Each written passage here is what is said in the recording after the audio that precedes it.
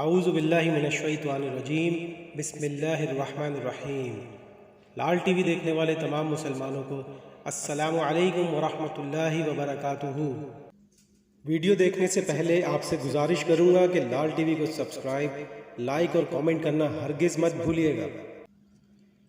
حضرت ام سلمہ رضی اللہ عنہا بیان کرتی ہیں، ایک دفعہ حضور نبی اکرم صلی اللہ علیہ وآلہ وسلم ایک صحرا میں سے گزر رہے تھے۔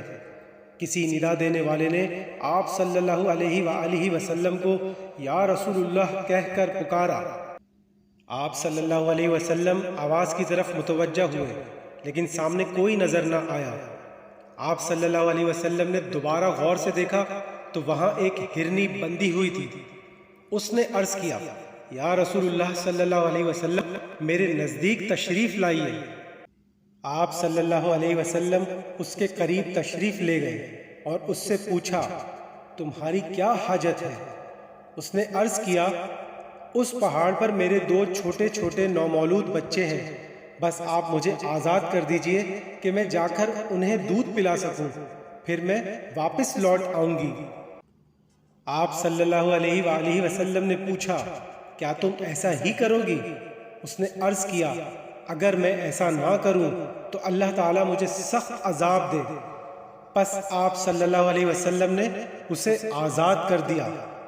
وہ گئی، اس نے اپنے بچوں کو دودھ پلایا اور پھر واپس لوٹ آئی۔ آپ صلی اللہ علیہ وسلم نے اسے دوبارہ باندھ دیا۔ پھر اچانک وہ اعرابی جس نے اس ہرنی کو باندھ رکھا تھا ادھر آ گیا۔ اس نے عرض کیا، یا رسول اللہ صلی اللہ علیہ وسلم میں آپ کی کوئی خدمت کر سکتا ہوں؟ آپ صلی اللہ علیہ وسلم نے فرمایا، ہاں، اس ہرنی کو آزاد کر دو۔ پس اس اعرابی نے اسے فوراً آزاد کر دیا۔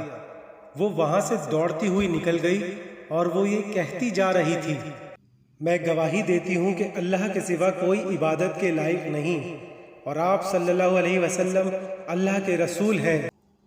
ایک مرتبہ درود شریف پڑھ کر اپنے دوست احباب میں شیئر کر دیں۔ ملتے ہیں اگلی ویڈیو میں ایک نئی معلومات، دعا یا وظیفے کے ساتھ۔ تب تک کے لیے اللہ حافظ۔